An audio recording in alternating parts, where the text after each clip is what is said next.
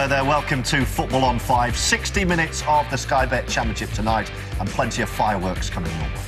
And it's worth a penny for our guys' thoughts tonight. Joining us, Curbishley and one of the shooting stars of Fulham's season so far, Sone Aluko, who had quite a say in last night's West London derby against Brentford. And here is what else is coming up.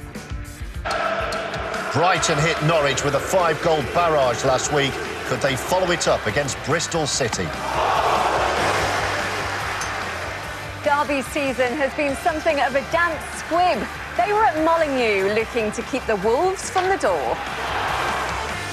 To Mate Vidra to finish it off. Oh, saved onto the post. And was there another home win brewing for Burton against Barnsley? We'll also tell you about a managerial appointment at Wolves this evening. We start, though, at Ashton Gate, where Bristol City face second-place Brighton, who are in brilliant form. They have the best defence in the EFL. Chris Hughton's side have kept 10 clean sheets in 15 games this season, and they're unbeaten in their last 9, winning 7 and drawing 2. But that record would be tested by Bristol City, who had won 4 and drawn 1 of their last 5 at home. Commentary of this one from David Prutton and Daniel Mann. Bristol City could go up to 5th place with a victory here today. That's a measure of the work Lee Johnson has done so far this season. He does view it with a due perspective that it deserves. He wants to build a solid foundation. He wants to build something that the club can build a future to last with. Oh, Duffy, broken kindly here for Tammy Abraham. Looking for Tomlin, found him beautifully. But Tomlin could not find the finish. You'd like to think that if he's on his left foot, just to go back across goal, you either draw a save from the goalkeeper and a tap in, or you bring another teammate into play.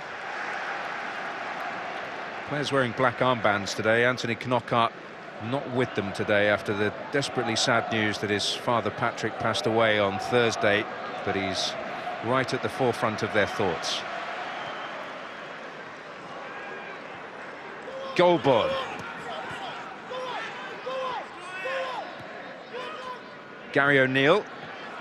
And Corey Smith under pressure, and it paid off for Brighton. Oh, Sidwell spotted the keeper off the line! I do not believe that! Remember the 5th of November, the day Steve Sidwell scored a wonder goal for Brighton.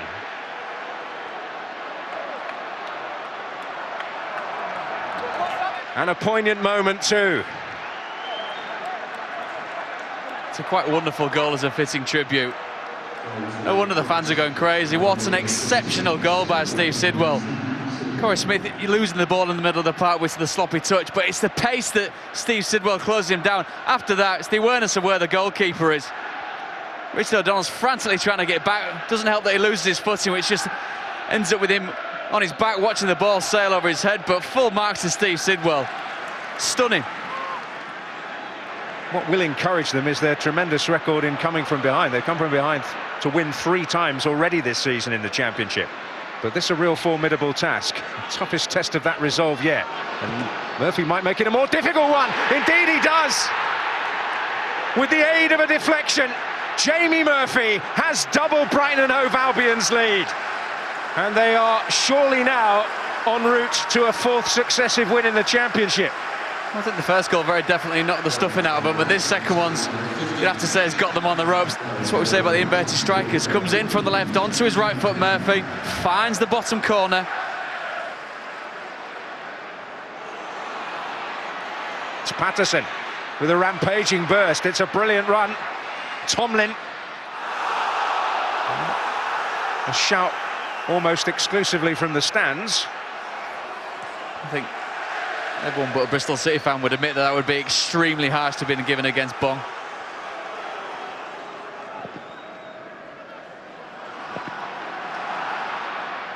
Murray, Scalak. Well, Baldock showing his frustration in the middle. The fact that Scalak went for goal. I think I'll try and mitigate for Scalak. I think the ball by Murray just does push him slightly too wide to get the ball back across the face of goal. Bruno. Murray, great turn. Baldock. Scalak. Donald had beat it to safety. Very definitely a cross-come shot by Scalak, looking to whip it into a dangerous area. Well, it is that night, and ooh, yeah. Oh, that's picked off by Jamie Murphy. We'll get moving.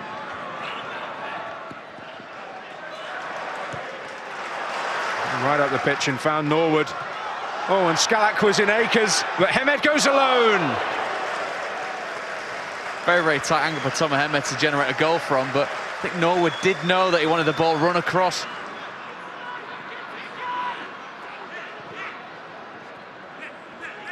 O'Dowda, Wilbraham. Referee having a think. That's a very, very clear tug. It's absolutely not the most discreet bit of defending you're going to see from Shane Duffy. It looks even more damning from that angle. It's not only a shirt pull, a trip, it's a push as well. Sometimes you have to give genuine credit to the opposition. They're a really good side. It shows where we are. We've still got a bit to do. I think that we need to make sure that we play right from the start, and sometimes it's easy to play when you're 1-0 down because the shackles come off a little bit. Goal of your career? Yeah, definitely. Up there with Charlie Adams one, is your former teammate? No doubt I'll get a text off Chazza. So, yeah, it was nice. It was more important than the 3 points, obviously, but it was a nice goal to start with. It was one of them ones that as soon as he struck it, I knew it was in. A difficult one for the goalkeeper because I think it was unexpected. I think particularly on his left foot. But it's certainly a wonderful opener for us. And I say any nerves that we might have had, I think it certainly calmed us down. A fourth straight win then for Brighton, 10 games unbeaten, and we will certainly remember that Steve Sidwell goal. Unexpected is an understatement. With his left foot, doing his best Javi Alonso impression there, Shawnee. Yeah, he did it was a great strike on his weaker foot. One, to see it, and then to execute it as well was some strike. The goalkeeper might be a bit disappointed, but yeah, he's stumbling back there. But even if he doesn't, he might struggle to catch it anyway. It looks better because the goalkeeper has fallen over. I still can't believe it every time I see it. I know Sid does very well, and he'd be delighted with that on his left foot as well. And a really poignant tribute at the end as well, holding up Anthony Knockhart's shirt, who is in France at the moment after losing his father in the last week. So really showing the team spirit there. And it was very much appreciated by Knockhart as well, who tweeted, "You just made me cry, lads. I can't be more happy and positive with a group of people like you." And Alan, you did worry a bit about how it was going to affect them, the disappointment at the end of that season. But that's just another example of how it seems to have made them even stronger as a unit. I think everyone from the chairman down, you know, obviously the players and Chrissy, will take all the plaudits and the praise, but to have that disappointment of last year and to bounce back is, you know, really difficult. I think we're seeing Sheffield Wednesday at the moment. They're struggling after being knocked out of the playoffs last year, and they've done fantastically well. And I think that when you start hearing other managers talking them up, you know, and quite blatantly talking them up, then you know that they've got a really good chance of promotion this year. Could have been a more nervy end for them, though, if that penalty was given when Wilbraham went down. What did you make of this, Sean? I thought it was a Stonewall penalty. Even if the referee's angle had a good angle, he controlled it well. There's no reason for him to go down. And the defender's reaction as well, he's got his arms out, he looks guilty. Why do you think he's not giving it? I don't know, making big decisions. You can see the shirt going out, can't I think you? he's pulled his shirt and he's tripped him up. Yeah. So it's a definite penalty, but sometimes you don't get them, do you? And I think that... you know, I think Bristol City needed that to get back in the game because Brighton totally dominated it. If that was given there, might not have had a clean sheet, but that is now 11 clean sheets in 16 games for Brighton, and it is Aston Villa next, trying to break them down. Right, coming up next, 2 managers and 2 top 6 teams hoping to put things right after conceding 5 last Saturday. This has to be one of the scorelines of the season. Brighton 5, Norwich City 0. Here's Aluko. McDonald! It's 5-0 to Fulham, and a day to forget for Huddersfield. Today, Huddersfield were looking to bounce back against Birmingham. And could Norwich put on a united front against dangerous Leeds?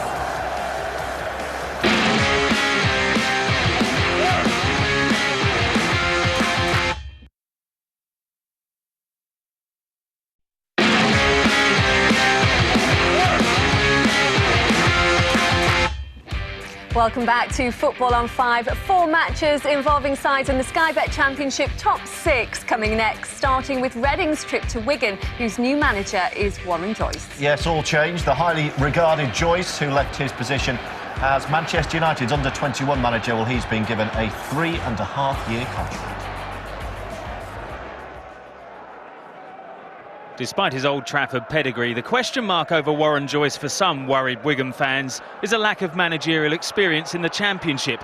Reading's Gareth McCleary gave him a crash course in what to expect, exploiting the Latics' uncertainty at the back inside the very first minute. And just 4 minutes later, before the home side could get their heads together, McCleary caught out Adam Bogdan to make Wigan's plight even worse. 3 goals in 2 games for him.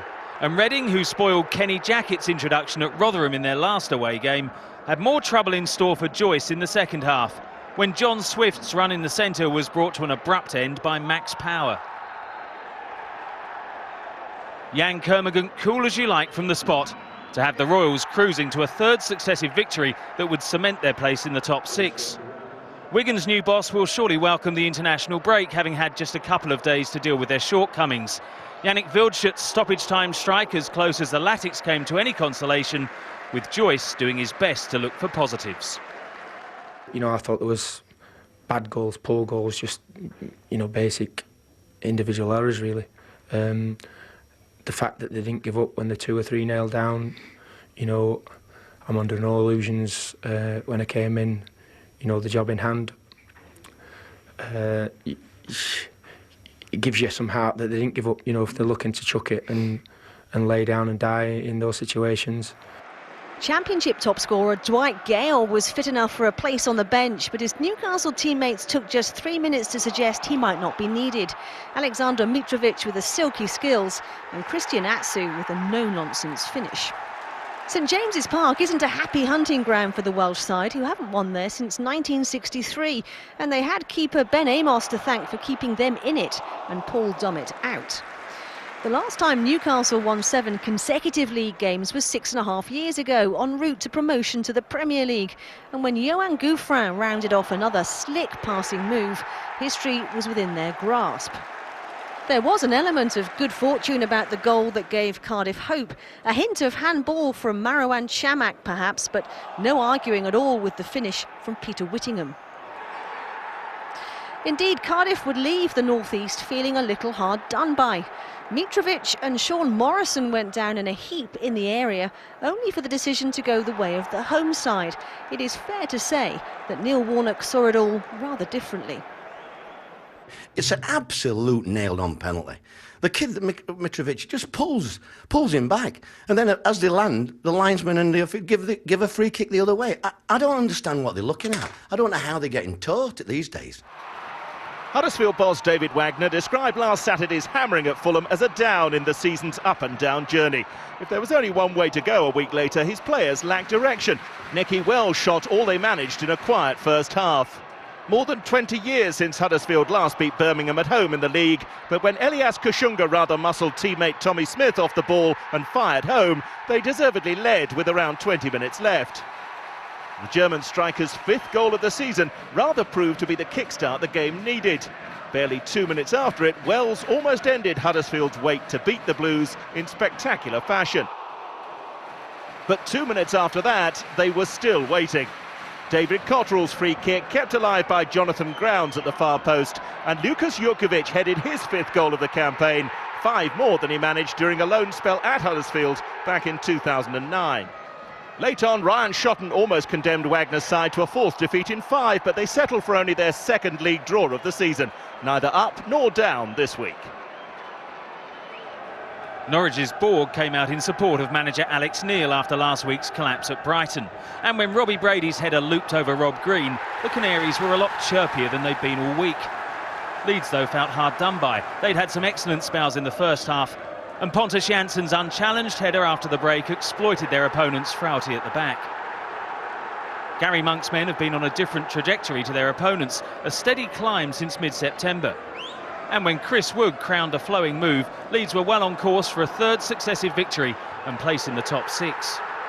Norwich boss Neil needed to come up with something special, and 4 minutes after Kyle Lafferty was sent on to save the day, the Northern Irishman delivered. Raucous relief all round Carrow Road, but premature. Teenager Ronaldo Vieira has 2 huge names to live up to. When your first senior goal's a stoppage time winner away at one of the promotion favourites, that's not a bad start.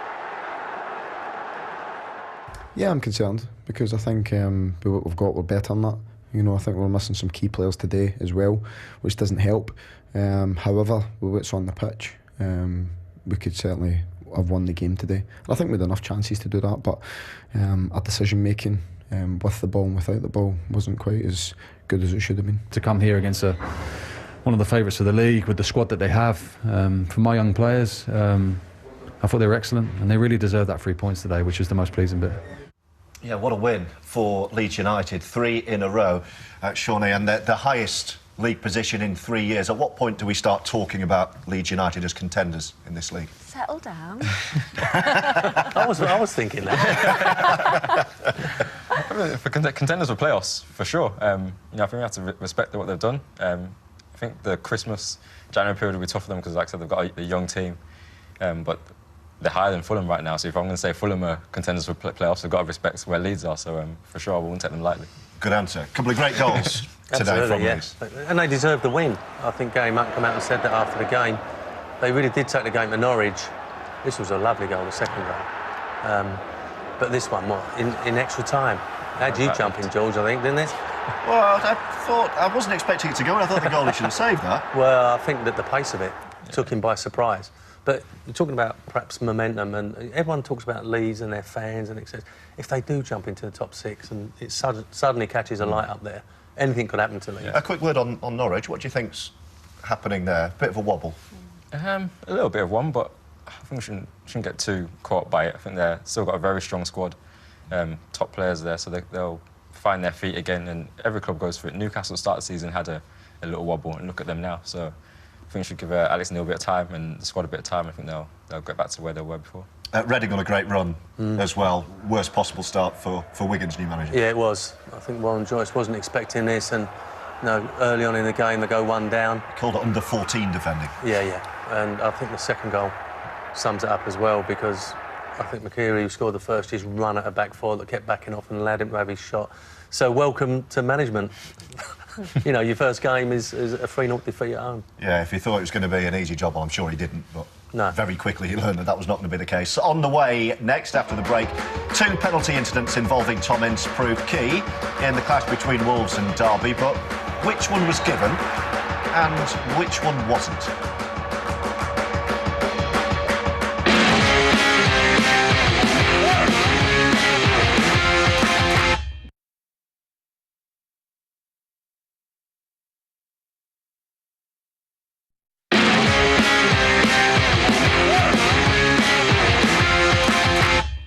This is Football on 5. You're watching highlights from the Sky Bet Championship. Next, it's the West London derby between Brentford and Fulham. Yes, George, and the question was, could Fulham follow up on a brilliant display against Huddersfield last week? And you did, Sone. How do you feel about the performance and the result? Very happy. It couldn't have gone much better. Obviously good to win a local derby for the fans and for the players, especially after we lost the QPR derby. It was one that we were keen to put right and to win the game. And the good news is a lot of the highlights feature you. Yeah. Completely dominated the first half, and before you got the goal, you had a couple of other good chances as well. We were very strong in the first half. And that one on my right foot, I was happy to keep it respectable and hit the target. But then when the goal came, I was over the moon, to be honest. Like I said, after the QPR game, I missed a penalty late on, and to score in this derby was much needed. I almost, followed the ball in and headed it on the line almost. So I was over the moon to get that goal, but we deserved it. Like I said, the first half we were very, very dominant. And they didn't have a shot of any sort in the first half. I think that's been, the most positive thing for us. Our back four has been more solid recently, and that's 2 clean sheets now and 7 goals scored. So that's one problem is that Fulham had last year, conceding, way too many goals. And now we're looking solid, and the players we've got will always create chances, and their goalkeeper had a blind of a day, to be honest. Yeah, could have had a couple more as well in the second half. We could have been up 2 or 3 at least in the first half, and then second half as well we continued to create chances. I had a header and another shot again in the second half, which probably should have done a little bit better with, but ultimately just getting the win was the most important thing. And I'm not the best in the air, but you can work on that. There's room for improvement. There's room for improvement. And Slavica Jokanovic talking a lot about an identity, creating an identity with Fulham. Are we starting to see the fruits of that now? Are the players getting to grips with a philosophy? Yeah, for sure. Even when results, we had a little blip in between international breaks. We were still playing good football, still creating chances. A great save by Burton. He needed that as well because the fans gave him a lot of stick. It was a hostile environment for him. So I was very happy for him to get the result as well. And then Tom Kearney, this is him to a T. Just how good is he? Top player. I was with him at Hull when I first joined Hull. He was at Hull as well. And at the time then I thought he could go on to play at the highest level. On the ball, he's just so comfortable. Rarely gives it away, and can score a goal as well. Very composed in front of the goal.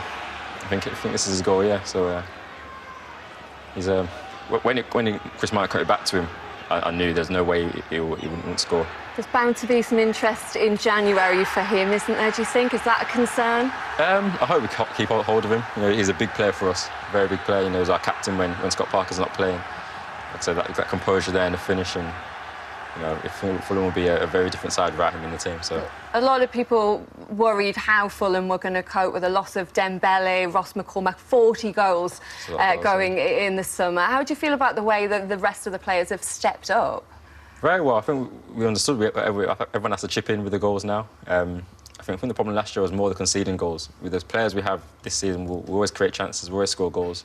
That's 7 in the last 2 games. So the big thing was keeping clean sheets, which we've started to do now. I think that's 5 this season already, so you know, we can't complain too much. Well, George was talking about Leeds, but you're knocking on the door of the playoff places. We're chasing them, yeah. Can you achieve that this season? I've said from when I joined the club that I think that's a very possible aim for us, and that's what all the players are going for, to be in and around the top 6.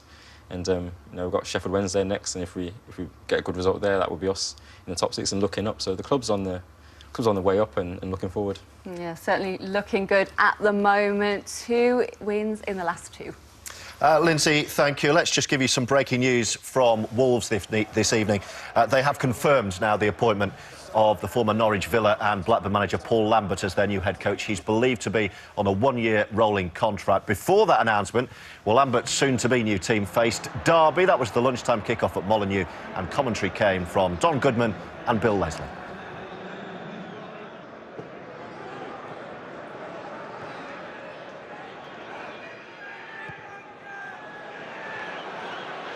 Loose clearance by Lonergan, Butterfield. Ince. Bit of space here for Bradley Johnson. Max Lowe, decent ball in, Will Hughes. Super save by Lonergan, but followed up by Ince. 6 minutes on the clock.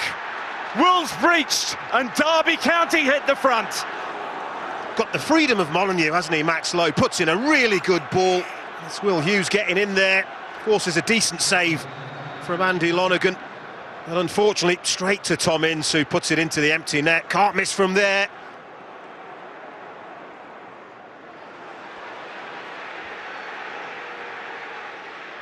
Over the top for Bent. Oh, what a goal! A thing of beauty from Derby County. Teed up by Hughes, slammed home by Bent, and 2-0. To scoop that over, it's sublime. Absolutely brilliant, and he times it to perfection. Helped on at the near post and just beyond the far.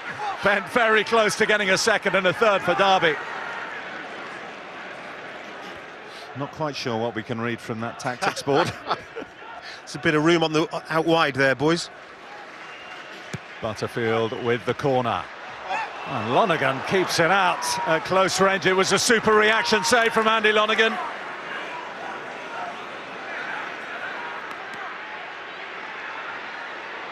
It's stabbed away. Butterfield back off the post and put behind by Danny Bart. Just about keeping the numbers down here, Wolves. Johnson starts the clearance. Butterfield can't complete it. It's Doherty now. Better from Wolves. Doherty gets the return. Caballero! Blocked on the line by Keogh. Incredible defending. Richard Keogh has kept Derby's 2-0 lead.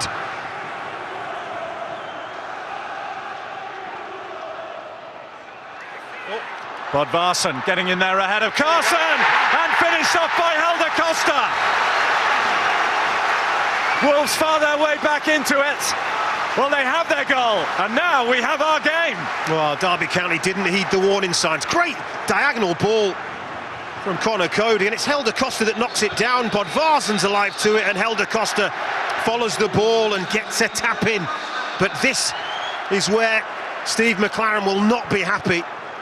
Then look what it means, and he's got a lifeline. Ince is the one who'll give chase here. Lovely touch to take it down, up against Borthwick Jackson. Cavalry for Derby arrive in the form of Hughes and Bent.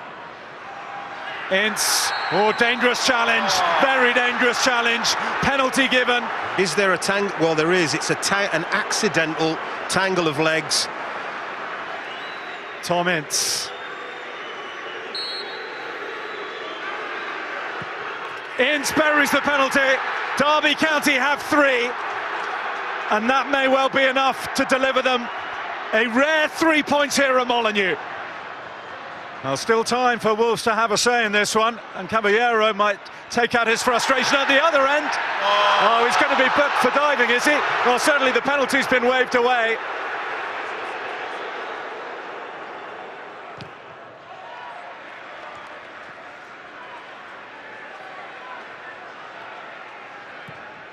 Did very well to get the ball in. Did superbly well. It's that man, Dave Edwards, again. He scored last time out against Blackburn for his namesake, Rob. And he's breathed new life into Wolves' challenge again here. 2-3 with just about 10 minutes to go.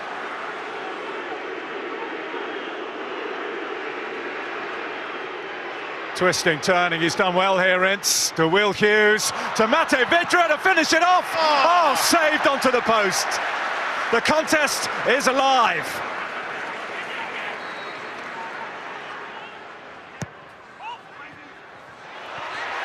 Oh, appeals for handball in there. The referee points to his chest. Oh, Bradley Johnson it is. Wolves claim handled the ball here. We created numerous chances. Good football, controlled the game, never in trouble. You know, it's as good a display I've seen for a long, long time. Difficult to maintain, and we made it hard. Good win for Derby. 3 home league defeats in a row for Wolves. Fine margins though, guys, especially with the penalty. Well, appeals, one given, one not given. Were they both right? I think this one's a bit harsh. I think Tom Ince is a slight touch. But is it enough for him to go over? It appears accidental. Shona, you thought it was clumsy? Yeah, it was a clumsy tackle from the attacker. But once it was given, I think both should have been given. That one, either way, it could have gone either way. Well, this one's the same 2 players. Is there contact here? It's definitely contact. He throws his left knee out. The referee put his whistle to his mouth, so it's like he saw something. And then changed his mind. See, that was an important one, what Derby got, because Wolves had just got back in the game, made it 2-1, and then suddenly down the other end, and the game was gone again. Let's have a look at Darren Bent's goal. He can still strike a ball, can't he? Fantastic finish. Tell me how good this technique is. It's harder than he made it look. It's coming over his shoulder and caught it well. Knew where the goal was straight away. And he's rolled back the years there. He can still find the back of the net, Darren Bent.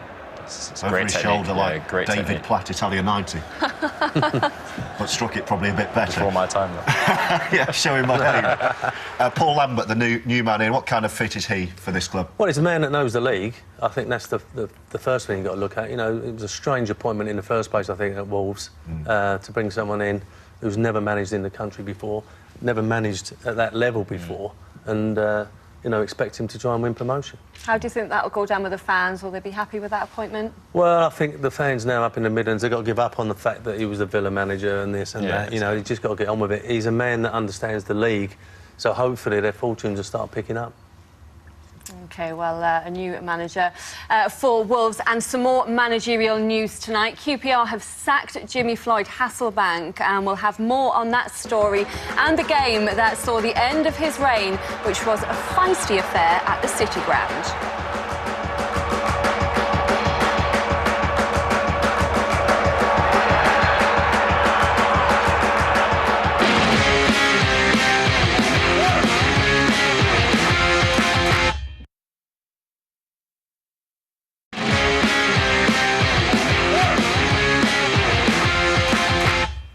Welcome back to Football on 5. 4 more matches now, including the game that saw the end for Jimmy Floyd Hasselbaink at QPR. Yeah, that's coming up. We'll start with Ipswich, though, their visit to Sheffield Wednesday. Ipswich hadn't lost any of their last 7 meetings with Sheffield Wednesday, but their shortage of goals made extending that run seem unlikely. Perhaps some individual brilliance would be the answer to Town's dry spell. Tom Lawrence certainly thought so. But Ipswich's 13th league goal of the season clearly surprised them more than it did the home side, because in just 4 minutes Wednesday were level.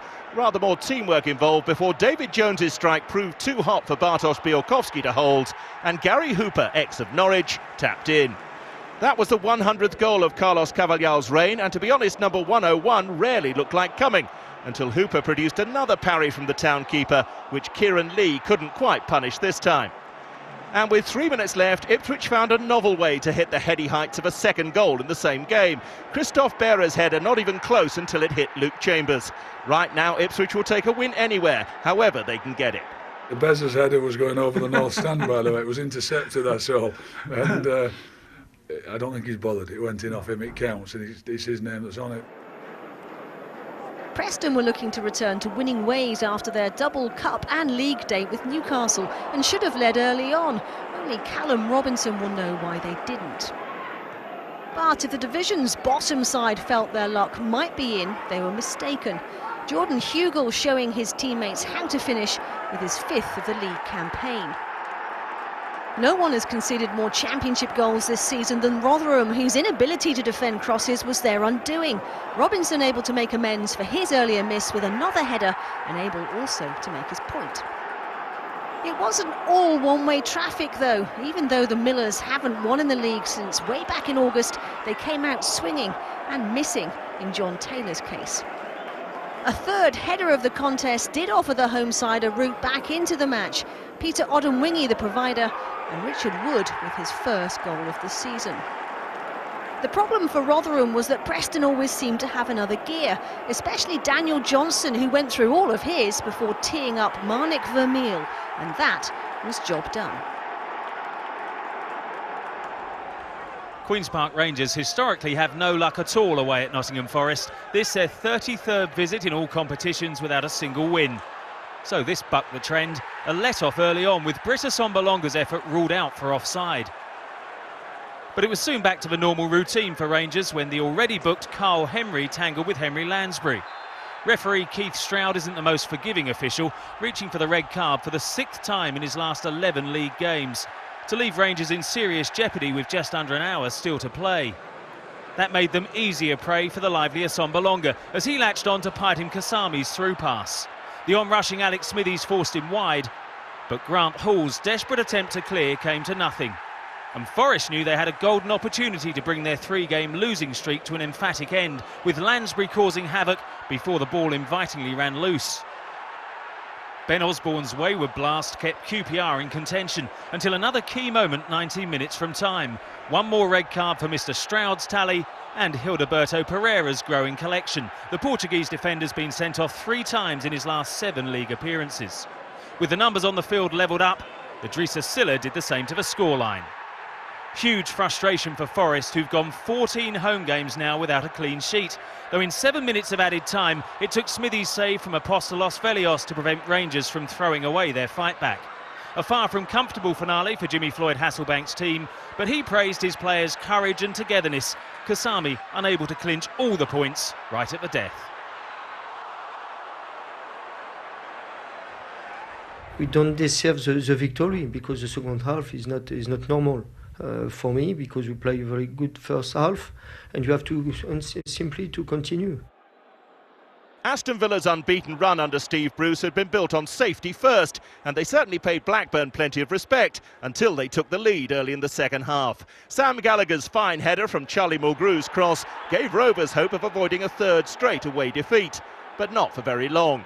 The return of Jack Grealish after a 3-match ban proved to be the key. He's run into the box, halted very clumsily by Gordon Greer, and just 4 minutes after conceding, the home side had a penalty. If Jonathan Kodjia's run-up lacked conviction, his strike didn't. And once they were level, Bruce's side opened up and showed the quality that should maintain their rise up the table. With 20 minutes left, Miller Jedinak's pass superbly dispatched by the striker, and the Championship's only unbeaten home record was intact. For the 6th away league game this season, Blackburn were down and out.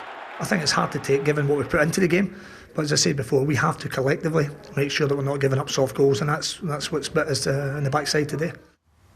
So QPR have parted company with Jimmy Floyd Hasselbank after that draw with Forest today. They're in 17, 6 points off the playoffs, Alan, but equally 6 points off the relegation places as well. Your reaction to that news? I'm a bit surprised by it, but we was talking off air before we came on, not knowing the news about Jimmy Floyd Hasselbank. The life of a Championship manager, his tenure is about 8 or 9 months. And that's He's the 7th to have and that's gone about this as long as season. he's done at QPR.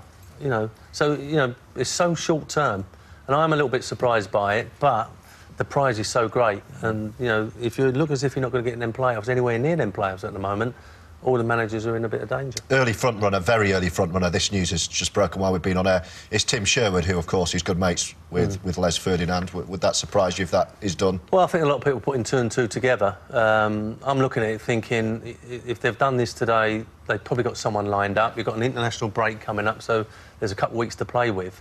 But, it is a little bit of a surprise, I must admit. You're 22-1. That's a big surprise. You haven't managed for 7 years? That's it. Why do you still keep getting priced up for these jobs? Well, because I won promotion a couple of times, I suppose, and, not got a bad record. So we can rule you out of the running, can we? Well, we'll have to see. Are you interested, Alan? We'll have to see. I know Les as well. But not that well. Not as well as Tim. Well, one club who have changed their manager and have seen an upturn in fortunes, Aston Villa. Steve Bruce in charge there now, unbeaten in 5 under him. You know him well, Shawnee. What's he doing to turn things round there? He hasn't surprised me at all. He'll get the team organised and they'll work from the back and build from there. So when Fulham played recently, they were just hard to break down. They worked really hard. Even the strikers, Kodge was getting back and tracking back and helping out. And they've got firepower up front, which will always come through in the end. So the turnaround he's brought for them, it doesn't surprise me at all. Jonathan Kodge, 5 in his last 5. Oh, he's flying, isn't he? Yeah, he's a good player. Yeah, he did a lot of goals last year as well, so that's, again, not surprised that he's carried on that format. Yeah, I was with a Villa mate last night, Villa supporting mate. He said, things are a lot better now under Steve Bruce. We should have done that ages ago. Who knows? Anyway, a year ago, Burton were looking good in 2nd place in League One. Barnsley, well, they'd lost 7 in a row. They were 20 places below them in 22nd. Yeah, today they met in the league above at the Pirelli Stadium, where Burton have picked up all 4 of their league wins this season. Your commentator is Paul Walker. Goals are what Burton Albion need to be more ruthless in games. They've had really good spells in matches this season and failed to score whilst on top. Here's Armstrong driving into the middle. Armstrong! What a run that was. And he flew into that Burton penalty area. He motors past McFadzean and tries to steer it into the top corner. This is Winnall. He can shift it wide to Watkins. Armstrong making a move into the centre for him, but Watkins goes for it. And it's a terrific double block in the end. And the danger is not over yet. Watkins once more tries to deliver. Smacked away by Jackson Irvine. But McLaughlin deals with the first one from Watkins, loses control of it, and Brayford with a brilliant block.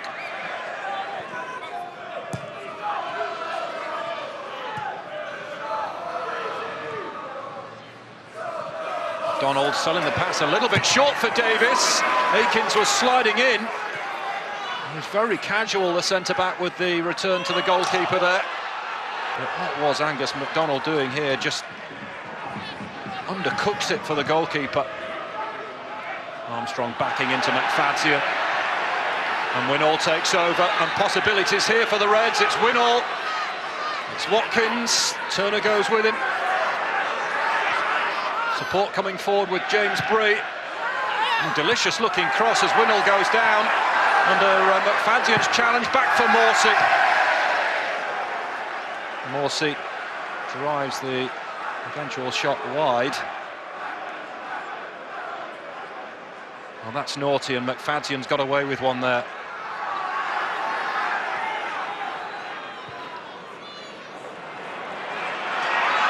This is O'Grady. looking to drive one. Oh, it's dropped by Davis. And in the end, had to kick it away with his leg. The flag is up anyway. And Davis spilled the first one. Just to kick away the loose ball, but the flag was up as Lloyd Dyer came flying into that 6-yard box. Thrown into O'Grady. Right across the goal line! And somehow blazed wide by Flanagan. With the goal gaping. Best chance of the match. O'Grady right across goal. And how has Flanagan missed from there?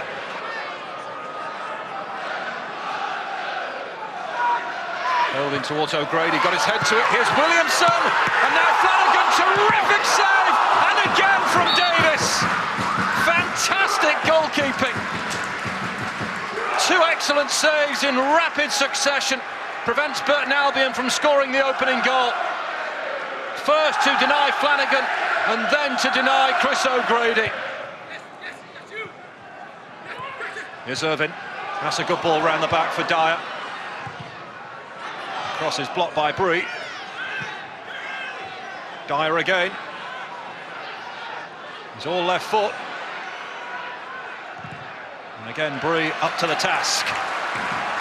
Burton corner though.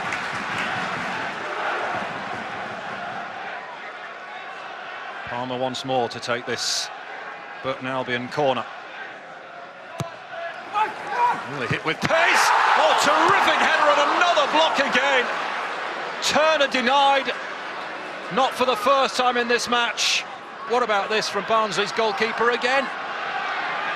Did just enough. A frustrating day at the office for Nigel Clough, I think. Bevan gets a touch. Here's Bree. Chasing down from Irvine. And now Dyer takes over. This might be Burton's moment.